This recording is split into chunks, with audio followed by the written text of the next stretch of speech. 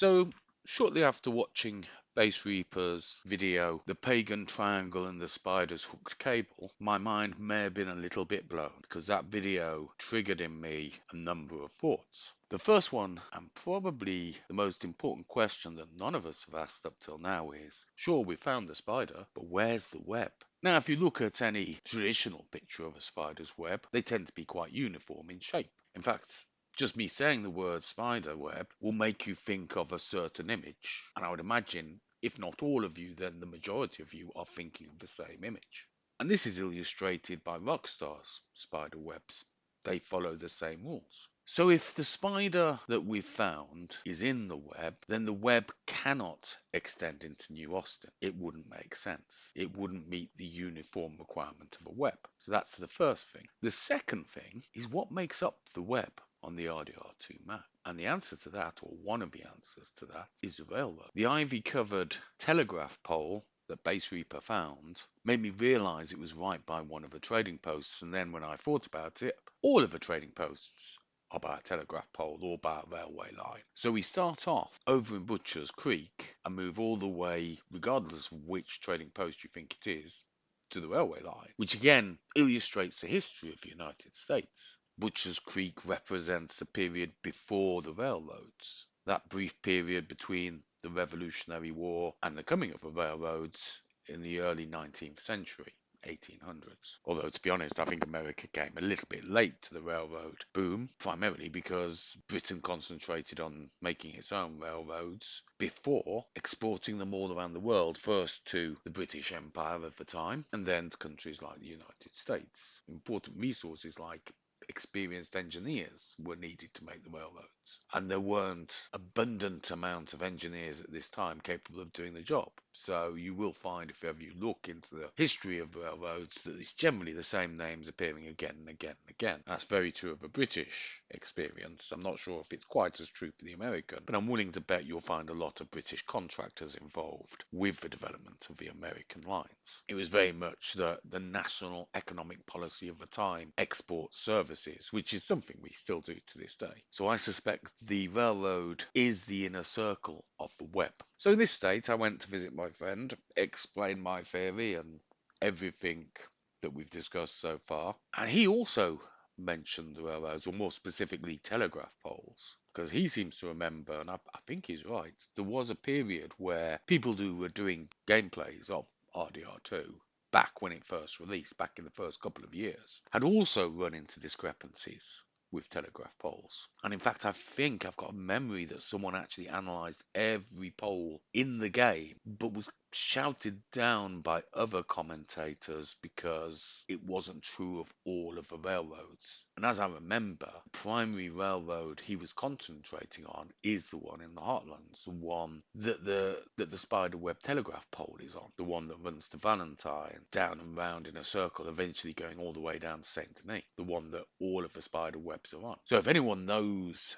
who that person was that did the work on the telegraph poles, I'd be grateful to hear about it in the comments, because I think there's probably some important information there that would save us having to redo the research. In short, we should be suspicious of telegraph poles, especially if they don't meet the standard model texture map for the telegraph poles in the game. So anyway, I'm at my mate's.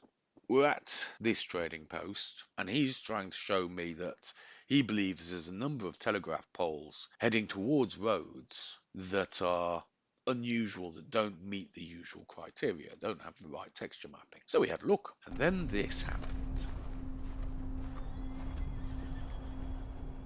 Yep, he hadn't activated the ghost stream in his game files, so it activated at 3 o'clock. And if Base Reaper had blown my mind before, this nuclear detonated it. Not least because I'd forgotten completely about the ghost train. Now, before I get on to why it blew my mind, let's just cover the topic of ghost trains. I don't think I'll ever get a chance again. I do like a good ghost train. So I presume the inspiration for the ghost train is down to two different recorded events of the time where ghost trains have been reported.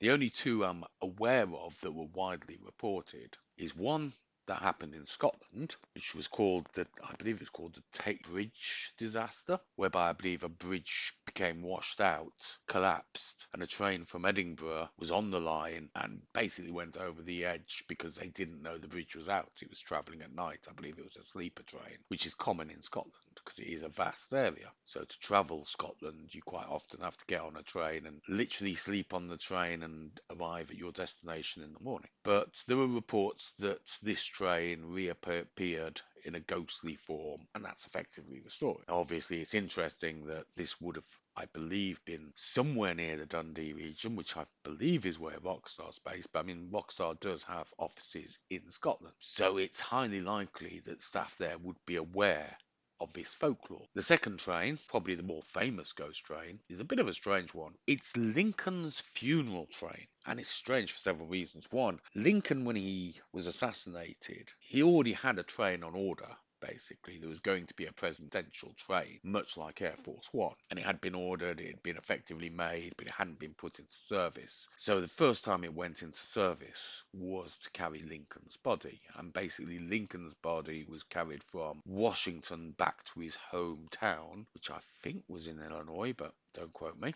And it stopped at, I think it was something like 180 different towns on the way. It took about 2 weeks. I'm guessing they did something to preserve the body because 2 weeks is a long time for an unpreserved body to survive. So anyway, this train took Lincoln around the country so everyone could pay their respects, and that was thought to be the end of it. Except within 20 years, people started to claim that they'd seen Lincoln's train again, effectively a ghost train traveling the same route. And interestingly, if you're an American and you're in one of those towns that Lincoln's funeral train went through, it's said to appear in April. So maybe go out, have a look, see if you can see the Lincoln train on any local train tracks. Obviously, I'm in the UK, so it's not a possibility for me. But if you want a reason to go out in the darkness and sit in a field for hours drinking, there's worse things to do. So those would appear to be the inspirations for this ghost train.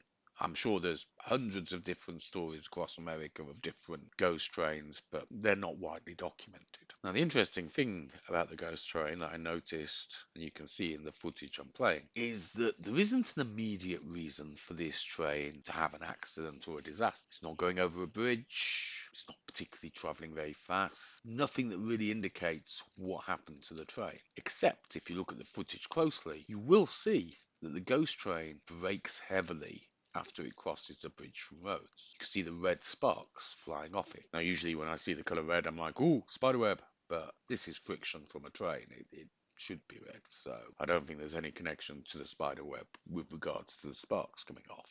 But it does lead to the question, why is this train a ghost train? What happened to it? And I've got a theory. If you've watched Hollywood movies, especially from the 60s, the westerns, I'm sure you'll have seen the scenes of groups of Native Americans attacking trains, firing arrows at the passengers. And to be honest, this rarely happens. To a large extent, it's a Hollywood fabrication. That's not to say there weren't attacks on trains. There were attacks on trains by a number of tribes, but most of them were unsuccessful. Often it would be a case of trying to use ropes to try and stop the train in a similar way to the Ewoks trying to stop Atstats in Return of a Jedi with ropes, and it pretty much had the same effect. It didn't stop the train, it just dragged the people along until they let go. In all of American history, I could only find one successful attack by Native Americans on a train. And what they did is they actually buckled the rails. They